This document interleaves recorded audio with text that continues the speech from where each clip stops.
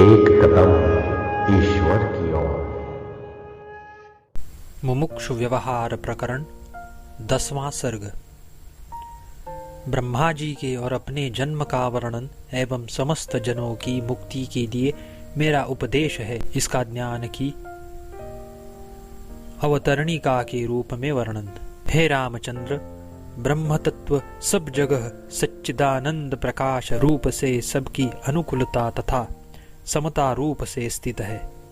उससे संबंध रखने वाली संपूर्ण पदार्थों की सत्ता को ही नियति कहते हैं, जिसका भविष्यत काल के संबंध से भवितव्यता शब्द से व्यवहार किया जाता है। और सत्ता सर्वत्र उक्त रूप से स्थित ब्रह्म तत्व है। वही कारण और कार्य में क्रमशः नियामक और नियम्य रूप से रहती है। कारण है तो अवश्य कार्य होना चाहिए, और कार्य है तो कारण अवश्य होना चाहिए। इस प्रकार का नियम नियति है।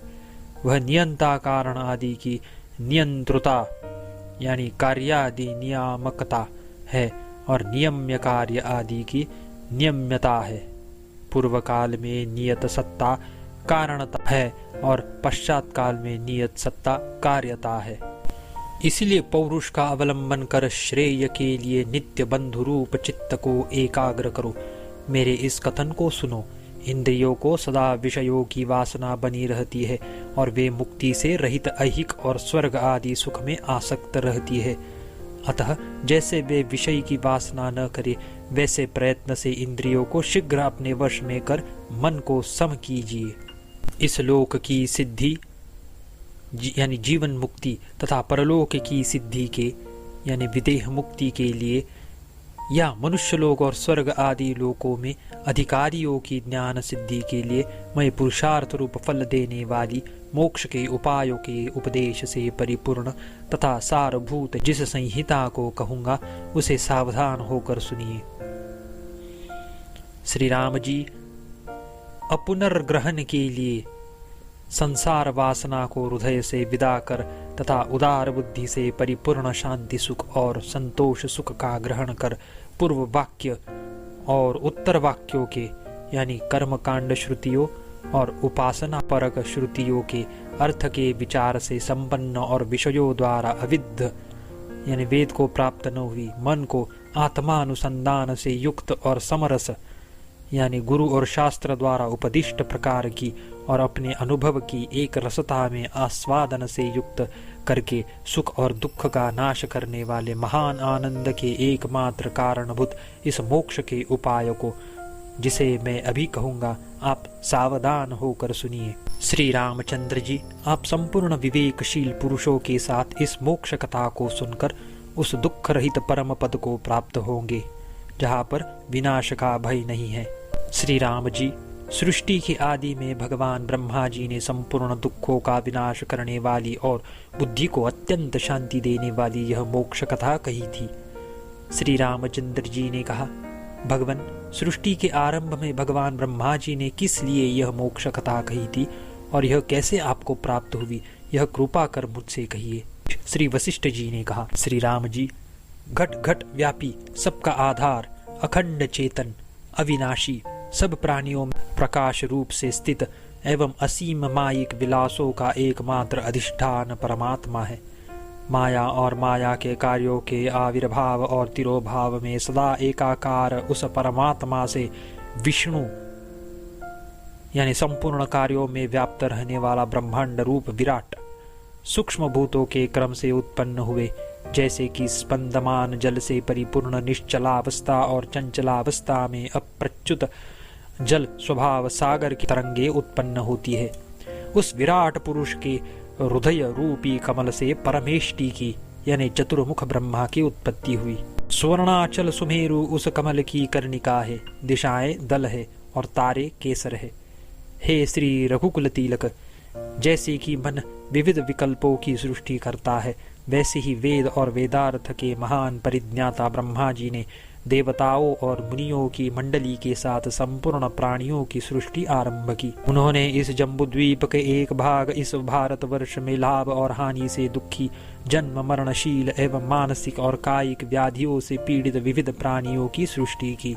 प्राणियों की इस सृष्टि में विविध विषय भोग रूपी व्यसनों से पूर्ण लोगों का क्लेश देखकर संपूर्ण लोगों की सृष्टि करने वाले भगवान ब्रह्मा को जैसे पुत्र को दुखी देखकर पिता को दया आती है, वैसे ही बड़ी दया आई। उन्होंने प्राणियों के कल्याण के लिए क्षण भर एकाग्र चित्त होकर विचार किया कि इन अल्पायु बेचारे जीवों के दुख का अंत किस उपाय से होगा। ऐसा विचार कर भगवान ब्रह्मा जी ने स्वयं तप, धर्म, दान, सत्य और तीर्थों की सृष्टि की। हे रघुवर, तप आदि की सृष्टि कर श्री ब्रह्मा जी ने पुनः स्वयं विचार किया कि सृष्टि प्रवाह में पड़े हुए लोगों के दुख का तप आदि से समूल विनाश नहीं हो सकता। निर्वाण परम सुख है, जिसके प्राप्त होने पर जीव न तो फिर जन्म लेता है और न मरता है, वह निर्वाण ज्ञान से ही प्राप्त होता है। अतः जीव के संसार सागर के पार होने का एकमात्र उपाय ज्ञान ही है। इसलिए मैं इन दीनहीन लोगों के दुख के समूल विनाश के लिए नूतन संसार सागर तरण का उपाय शीघ्र प्रकट करता हूँ। यो विचार कर कमल पर बैठे हुए भगवान ब्रह्मा जी ने मन से संकल्प कर मुझे, जो तुम्हारे सामने बैठा हूँ, पैदा किया।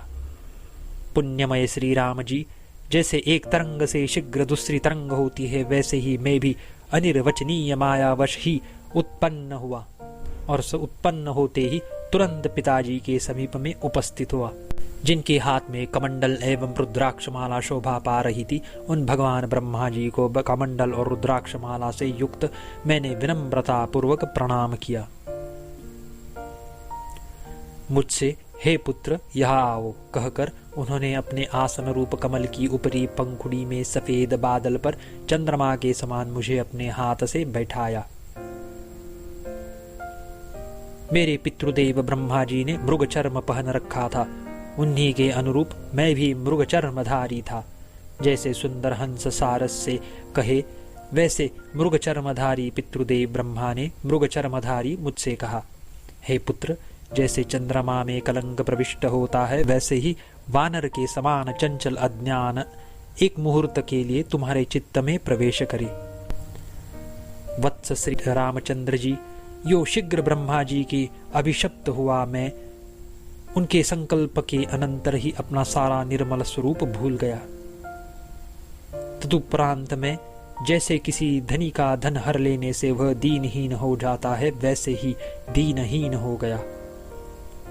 तत्वज्ञान से रहित और दुख शोक से आक्रांत मैं दिन पर दिन जीर्ण शीर्ण होने लगा।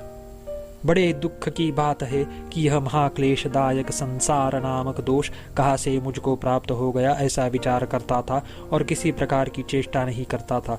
तदुपरांत पूज्य ब्रह्मा जी ने मुझसे कहा, पुत्र, तुम क्यों दुखी होते हो? इस दुख के नाशक उपाय को मुझसे पूछो, तदुपरांत तुम अवश्य नित्य सुखी होंगे। तत्पश्चात स्वर्ण कमल की पंखुरी में बैठे हुए मैंने संपूर्ण लोकों के रचयिता श्री ब्रह्मा जी से संसार दुख की औषधि पूछी। मैंने पूछा, भगवान, यह महादुखमय संसार जीव को कैसे प्राप्त हुआ और कैसे इसका विनाश होता है?